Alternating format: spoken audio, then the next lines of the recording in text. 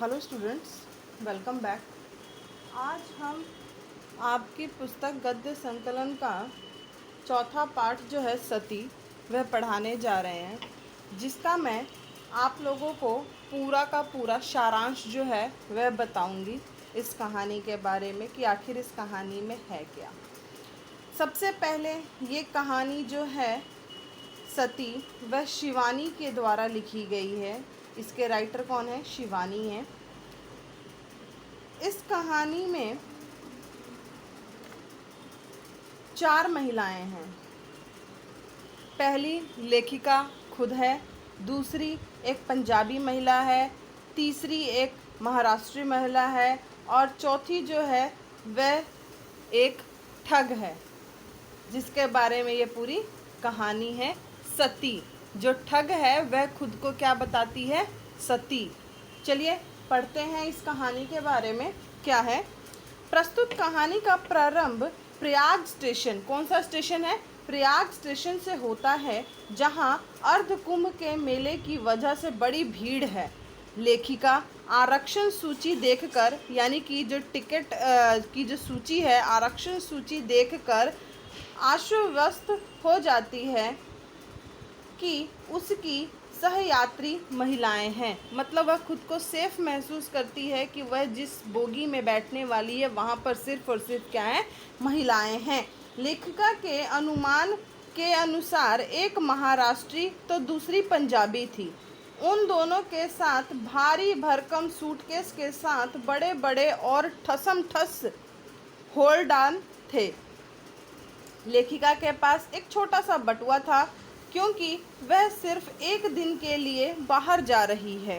उन दोनों के सामान देखकर लेखिका यह सोचती है कि बिना सामान के यात्रा करना बेहद सुखद है। अगर किसी यात्री के पास सामान नहीं है तो वह कितने आराम से जो है वह सफ़र को करता है।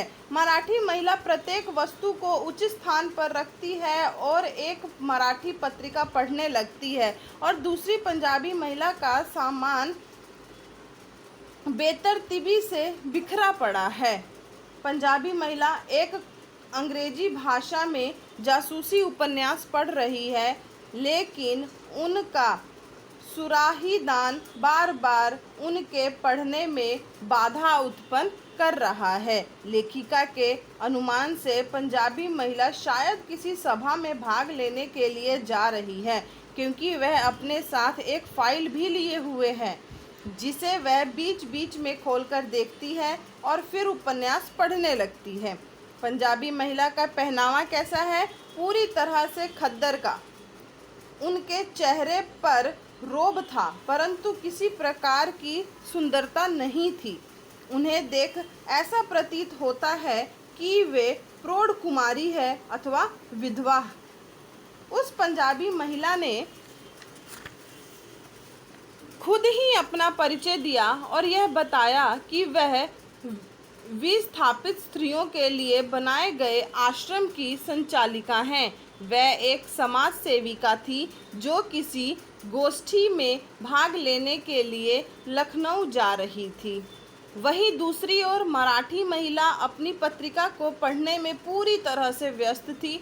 वह पत्रिका पढ़ते हुए कभी मुस्कुराती तो कभी उदास हो जाती। वह डिब्बे में होकर भी नहीं थी, यानी कि वह हमारे साथ यात्रा करते हुए भी वहाँ वह नहीं थी। वे शोलापुरी साड़ी पहने हुए थी, कानों में कर्णफूल था और एक मंगलसूत्र भी पहने हुए थी, जिस पर उसके पति का नाम लिखा हुआ था, मेजर बनोलकर। इस बीच जब गाड़ी ने सीटी दी तो चौथी महिला ने प्रवेश किया और गाड़ी चल दी। उसके हाथ में बेंत की एक टोकरी थी और एक बटुआ था। ये तीनों उन्हें देखने लगी, जिसे समझकर उन्होंने कहा कि मैं 6 फुट 10.5 इंच लंबी हूँ। जो चौथी महिला चढ़ी वह कैसी थी? देखने में 6 फीट 10.5 इंच लंबी महिला थी। अच्छी ही है कि इस डिब्बे में चारों तरफ सिर्फ और सिर्फ महिलाएं हैं, कोई पुरुष नहीं है, वरना मुझे घूरने लगते। उसने सभी से प्रश्न पूछा। लेखिका के साथ ही पंजाबी महिला ने बेरुखी से जवाब दिया, लेकिन मराठी महिला ने यह कहकर टाल दिया कि उसे हिंदी नहीं आती है। तब उस चौथी महिला ने अपना परिचय दिया कि उसका नाम क्या है, मदलसा सिंघाड़िया है, जो प्रिटोरिया से अपने पति के मृतदेह को लेने के लिए आई है। यह सुनकर तीनों चौंक जाती है। वह ताजी विधवा सी नहीं लग रही थी। उसने बताया कि उसके पति पर्वतारोहण के लिए भारत आए थे और एक तूफान में दबकर उनकी मृत्यु हो गई थी। भारत सरकार की सूचना पर वह यहाँ भारत आई है। वे अपने मर्दाने रुमाल से कभी आँख पोंछती है तो कभी नाक पोंछती है। इस प्रकार उसके इस वर्णन से तीनों एकदम प्रभावित हो जाती है। वह औरत इतनी लंबी है कि वह अपने पास लेडीज रुमाल ना रख के मर्दाना रुमाल रखती है। मदलसा की ये बात सुनकर मराठी महिला यह पूछती है कि क्या आप अपने पति का शव लेकर प्रिटोरिया जाओगी? इस प्रश्न के उत्तर को सुनकर सभी चकित हो जाते हैं। वह यह बताती है कि वह सती होने के लिए भारत में आई है। क्या होने आई है? सती। यह सुनते ही समाज सेविका भाषण की गोलाबारी झाड़ने लगी। उन्होंने यहाँ तक कह दिया कि मैं अपने पति के अंतिम संस्कार में आपकी सहायता कर आपको अपने आश्रम में ले चलूँगी। यहाँ पर पंजाबी महिला बोलती है कि तुम्हें सती होने की ज़रूरत नहीं है।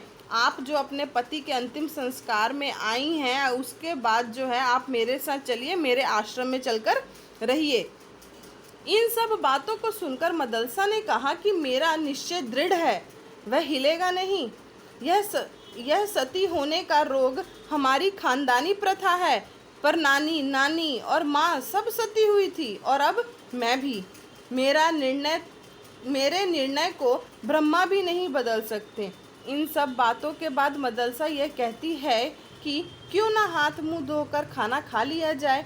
यह कहकर मदलसा घुसल खाने चली गई तो हम आपस में बात करने लगे। मराठी महिला के अनुसार इस जमाने में ऐसे कौन सतीवती होता है? समाज सेविका ने कहा कि यह कितनी पवित्र और उदार है, वह ज़रूर ऐसी मूर्खता कर सकती है। लगता है कि पुलिस को खबर कर देनी पड़ेगी। जब मदलसा हाथ मुंह धोकर आती है तो आते ही उसने नाश्ता दान निकाल लिया, कटोरियाँ सजाने लगी, जिसे देखकर सभी को भूख लग गई। उसने एक साथ ही खाना खाने की बात की, जिससे सब मान गए। उसने बहुत से घृत मिश्रित मसालेदार पकवान परोसने रखे थे। वहीं हमारे पास कुछ पूड़ियाँ और अचार ही था। मदलसा के स्वादिष्ट खाने को चटकारे लेकर तीनों ने साफ कर दिया और मदलसा ने भी अकेले ही हम तीनों के नाश्तेदान को साफ कर दिया। मदलसा जो नाश्ता लेकर आई थी, उस नाश्ते को तीनों महिलाओं ने खाया और तीनों महिलाओं का जो नाश्ता था वह अकेले मदलसा ने साफ कर दिया। अंत में मदलसा एक पानदान निकालती है और वह कहते हुए कि यह मेरा अंतिम सफ़र है, कल सुबह क्या होगा कोई नहीं जानता। उसका दिया पान खाने के बाद हम तीनों को ऐसी नींद आ गई जैसे पहले कभी हम सोए ही ना हों। आंखें खुलते ही हमारे होश उड़ गए। मिसेज बनोलकर के स्टील का बक्सा, समाज सेविका का सूटकेस और मेरा पर्स गायब था। चैन खींचकर गाड़ी रोकी गई। सचमुच समाज सेविका को पुलिस को खबर देनी पड़ी, पर सती को बचाने के लिए नहीं, अपितु पकड़ने के लिए, क्योंकि वह जो सती थी वह सती होने नहीं आई थी। वह एक ठग थी जिसने क्या किया, खाने में और पान में कुछ नशे की दवाइयाँ मिलाकर लाई थी और जिसे खाते ही उन तीनों को नींद आ गई और उनका जितना भी सामान था सब कुछ मदरसा लेकर भाग चुकी थी। ये था सती।